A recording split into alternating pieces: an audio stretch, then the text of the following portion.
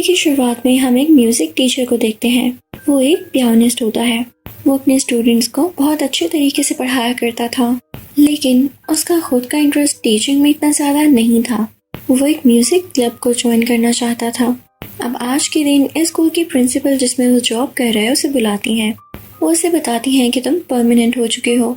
Expectedly जोए को तो खुश होना चाहिए था कि उसका स्टेटस परमानेंट हो गया है, लेकिन वो इस बात से जरा खुश नहीं होता। अब जोए घर जाता है और अपनी मदर से बात करता है। वो अपनी माँ को बताने लगता है कि स्कूल में मेरी जॉब परमानेंट हो गई है, जिसको सुनकर उसकी माँ बहुत ज्यादा खुश हो जाती हैं। पर जोए उनसे कहता है, आप क्यों खुश हो रही हैं? मेरा तो एक ख्वाब नहीं है। उसकी माँ उसे बताती है कि तुम वहाँ भी तो म्यूजिक ही टीच कर रहे हो ना। वो उसे समझाने की काफी कोशिश करती हैं, जिसके बाद जोए थोड़ा थोड़ा मान जाता है। लेकिन तभी उसे एक कॉल रिसीव होती है जो उसके स्टूडेंट की होती है। उसका स्टूडेंट उसे बता रहा होता है कि मैंने एक म्यूजिक क्लब ज्वाइन कर लिया है, और उसी म्यूजिक क्लब को ज्वाइन करने का तो जोए का भी ख्वाब है। वो बच्चा जोए को बताता है कि मैं ऐसा ड्रमर गया हूँ, लेकिन अभी भी उन्हें कुछ लोगों की जरूरत है। अगर आप आना चाहें तो आ सकते हैं। ये सुनकर जोए स्पीड से भागने लगता है ताकि किसी तरह वो म्यूजिक क्लब पहुंच जाए। अब जैसे ही वो म्यूजिक क्लब में पहुंचता है तो सबसे मिलता है। अब वहाँ जो लेडी होती है, यानी म्यूजिक क्लब की ऑनर, वो उसे कहती है, अच्छा अपनी स्किल्स दिखाओ। जोए के पास जो स्किल होती है वो पियानो प्ले करने लगता है, और इतना अच्छा प्ले करता है कि सबका दिल जीत लेता है। वो लेडी उसे कहती है कि काफी अच्छा बजा लेते हो, आज से तुम नाइट शो भी करोगे। उसके बाद वो खुशी खुशी यहाँ से निकल जाता है और एक फोन कॉल पर बिजी हो जाता है। वो इतना बिजी होता है कि ट्रैफिक वाली रोड से भी गुजर जाता है। उसे ये भी डर नहीं लग रहा होता कि कोई गाड़ी उसे टक्कर मार देगी। अब इसी तरह से वो चल रहा होता है, लेकिन उसका ध्यान इस तरफ नहीं जाता कि जहाँ वो पढ़ रहा है वहाँ पर एक मैनहोल का कवर नहीं है। जोए उसमें जा गिरता है। अब उसमें गिरने के बाद उसकी डेथ हो जाती है। वो एक सोल में बदल जाता है और उसका कलर ब्लू होता है। जिस जगह वो पहुंचता है वो काफी डार्क होती है। वहाँ बहुत अंधेरा होता है, कुछ भी नहीं दिख रहा होता।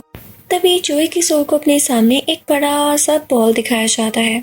उसमें से ढेर सारी रोशनी निकल रही होती है और उसकी तरफ कुछ स्टेयर्स जा रही होती हैं। इस जगह का नाम द ग्रेट बियॉन्ड होता है, यानी यहाँ बाद की जिंदगी होगी। अब ठीक से तो हमें आगे जाके पता चलेगा कि इसके अंदर है क्या। जोए की सोल उसकी तरफ बढ़ने लगती है, लेकिन डरकर वापस आ जाती है। वहाँ पर और भी सोल्स होती हैं। जोए उनसे बात करने लग जाता है। अब वो सोल्स उन्हें बताती हैं कि हम भी यहाँ काफी अरसे से हैं, हम में भी उस ग्रेट बियॉन्ड तक जाने की हिम्मत नहीं होती। और उन बाकी सोल्स में से तो एक बूढ़ी सोल भी होती है जो कि 106 साल से यहाँ पर ही है। अब जोए वहाँ से दूर चला जाता है। वो एक किस्म का गार्डन लग रहा होता है। अब वहाँ पर छोटी छोटी सोल्स होती हैं जो जोए को तंग करने लगती हैं। जोए उनसे कहता है, मुझे परेशान नहीं करो, हट जाओ यहाँ से। पर तभी वहाँ पर एक और सोल आ जाती है जो उन सबसे डिफरेंट और बड़ी थी। वो एक सोल ट्रांसलेटर होती है। जोए इससे पूछने लगता है कि ये कौन सी जगह है, तो ट्रांसलेटर उसे बताती है कि ये द ग्रेट बिफोर है। यहाँ पर सारी छोटी सोल्स होती हैं जिन्होंने दुनिया में भी जाना होता है, और इसी जगह पर एक पोर्टल भी है जिसके नीचे जमीन है, यानी हमारा प्लैनेट अर्थ है। वहाँ से सारी छोटी सोल्स यानी बेबी सोल्स उस पोर्टल की तरफ जंप लगा रही होती हैं। अब जोए भी इस उम्मीद के साथ वहाँ से जंप लगा देता है कि शायद अर्थ इसे एक्सेप्ट कर ले, लेकिन ऐसा नहीं होता। वो रिपेल हो जाता है। अब बार बार करता है कि शायद किसी बार वो अर्थ में चला जाए, लेकिन वो हर बार रिपेल हो जाता है। अब ट्रांसलेटर उसे कहती है कि सिर्फ एक ही तरीका है कि तुम इन सोल्स के साथ दुनिया में चले जाओ, तुम इन्हीं किसी सोल की मेंटोर बन सकते हो। जोए कहता है कि अच्छा, अगर मैंने ऐसा ना किया तो ट्रांसलेटर उसे बताती है, तो फिर तुम्हें द ग्रेट बियॉन्ड में ही जाना पड़ेगा। अब ये सुनकर जोए डर जाता है और मेंटोर सेशन लेने के लिए चला जाता है। जोए के जाने के बाद उस ट्रांसलेटर के पास एक अकाउंटेंट आता है जो सब सोल्स को काउंट करता था जो ग्रेट बियॉन्ड में जा चुकी हैं। पर वो यहाँ ट्रांसलेटर को बताता है कि मुझसे थोड़ी सी गलती हो गई है, मैं क्या करूँ? तो ट्रांसलेटर उसे कहती है, तुम फाइल्स में जाकर रिकॉर्ड चेक करो। अब वो अकाउंटेंट रिकॉर्ड चेक करने के लिए चला जाता है। उधर हम जोए को देखते हैं जो कि एक सेमिनार में बाकी सोल्स के साथ बैठा होता है।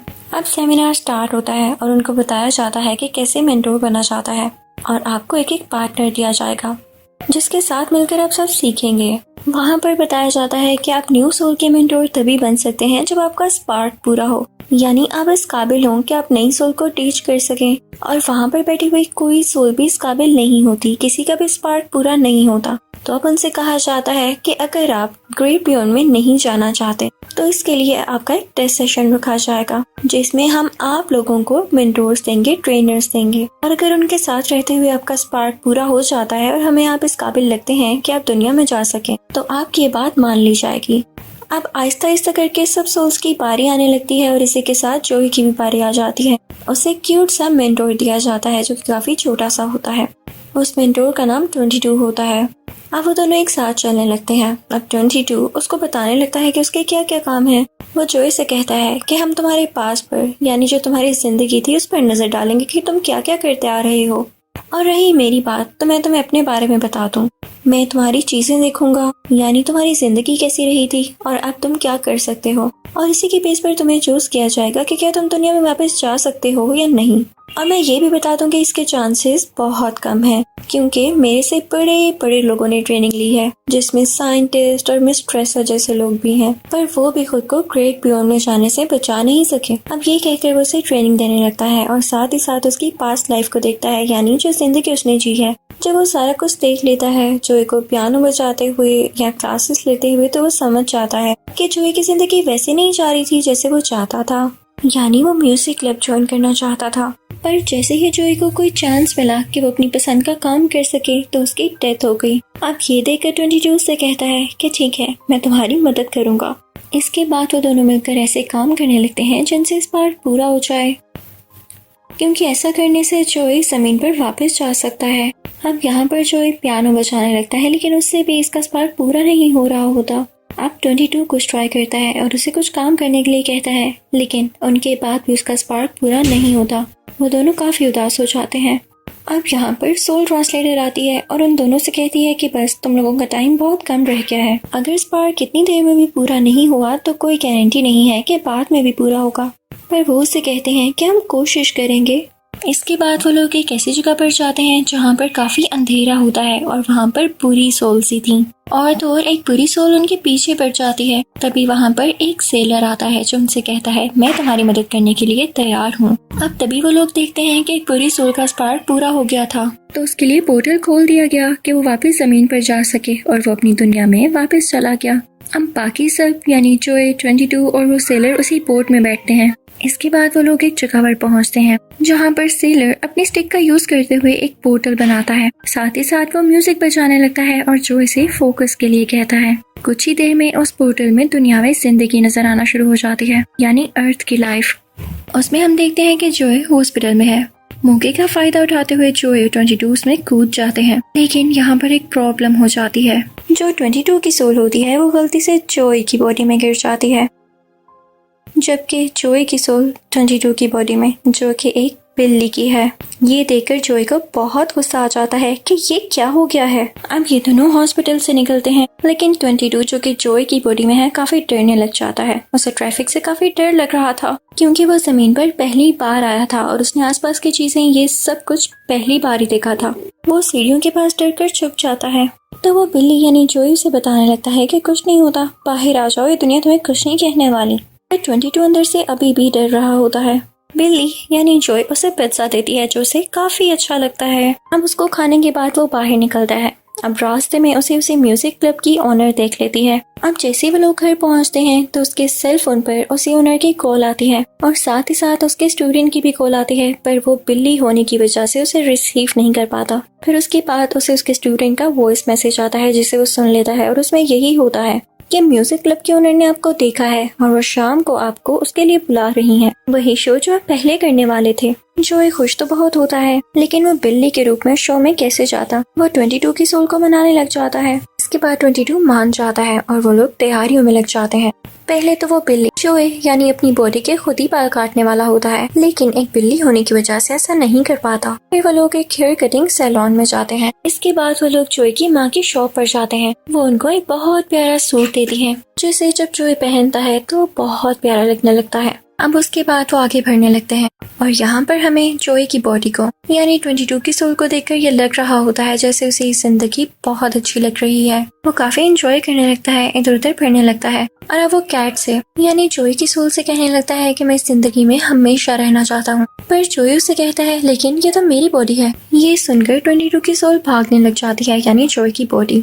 जोई यानी कैट उसके पीछे भागने लग जाता है। अब रास्ते में ही हम उस अकाउंटेंट को देखते हैं जो उस दुनिया से इस दुनिया में आ चुका है, इन दोनों को सोल्स की दुनिया में वापस ले जाने के लिए, क्योंकि उसे पता चल गया था कि जो गलती उसे हुई थी वो जोई की सोल को काउंट ना करना था और अब वो उसे ही वापस लेने आया है। अब इस चीज के लिए उसने जगह जगह पर पोर्टल्स बिछाए हुए हैं। अब जब कैट और जोई की बॉडी भाग रहे होते हैं तो वो उसी पोर्टल पर आ गिरते हैं और सोल्स की दुनिया में वापस चले जाते हैं। ये लोग द ग्रेट बिफोर में पहुंच जाते हैं, यानी सोल्स की दुनिया में। वहाँ पर जाकर इन दोनों में लड़ाई होने लगती है।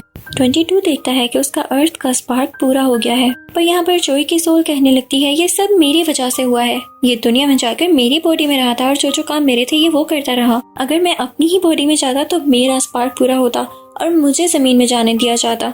अब ये दोनों उस पोर्टल के पास जाते हैं जहाँ से जमीन में जाया जा सकता है। अब ये चांस तो सिर्फ 22 के पास होता है क्योंकि उसके पास स्पार्क था। फिर वो अपने हिस्से का स्पार्क जोई की सोल को दे देता है और खुद वहाँ से चला जाता है। जोई को ये देखकर बहुत अच्छा लगता है और उस पोर्टल में कूद जाता है। वहाँ जाते ही वो उस जगह पर पहुँचता है जहाँ रात का शो स्टार्ट होने वाला है। वो थोड़ा सा लेट हो जाता है, पर वो लेडी यानी वहाँ की ओनर उसे कुछ नहीं कहती और आने देती है। वो बहुत खुश होता है और काफी अच्छी परफॉर्मेंस देता है।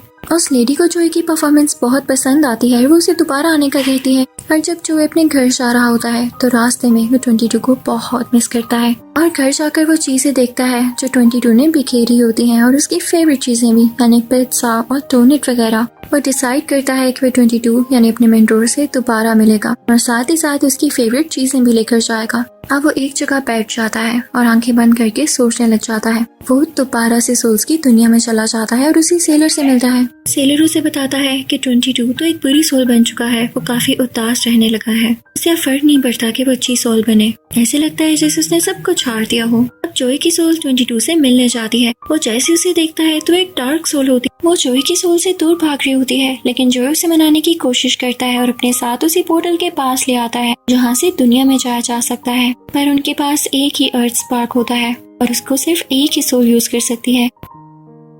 तो यहाँ पर जोई की सोल उसे मनाने लग जाती है। पहले तो 22 की सोल जो बुरी बनी हुई थी उसने जोई की सोल को खा लिया था, पर जोई ने उसे वो पत्ता दिया था जिसे देखकर उसका दिल मेल्ट हो गया और उसे जिंदगी दोबारा से याद आने लगी कि जिंदगी होती क्या है और अर्थ में रहना कैसा होता है। अब यहाँ पोर्टल के पास भी वो जोई से कहता है कि मैं अकेला नहीं जा सकता, मैं जाऊंगा तो तुम्हारे साथ जाऊंगा। लेकिन जोई उसे कहता है कि स्पार्क तो एक ही है तो तुम ही चले जाओ। वो स्पार्क उसको दे देता है, पर 22 उसका हाथ पकड़ लेता है और वो दोनों एक साथ जंप करने लग जाते हैं। लेकिन पोर्टल में से जाते हुए रास्ते में ही जोई 22 का हाथ छोड़ देता है ताकि 22 अकेला ही दुनिया में चला जाए, क्योंकि वो जानता था अगर एक स्पार्क यानी एक पास पर वो दोनों गए तो दोनों के लिए प्रॉब्लम हो सकती है। इसलिए उसने 22 के लिए कुर्बानी दे दी। ऐसा करने की वजह से वो ग्रेट बिफोर में वापस आ गया, पर वहाँ जाकर तो उसकी किस्मत बदल गई। ट्रांसलेटर ने उसे दुनिया में जाने की परमिशन दे दी। इसके बाद जोई की सोल भी खुशी से जमीन पर चली जाती है और अब वो खुद से प्रॉमिस करता है कि वो अपनी जिंदगी ऐसे जिएगा जैसे जिंदगी बहुत कम है। वो अपनी जिंदगी का हर पल यादगार बनाएगा और अपने एम्बिशंस को भी पूरा करेगा। इसी के साथ ये मूवी एंड हो जाती है। I hope you like the explanation. Thank you for watching.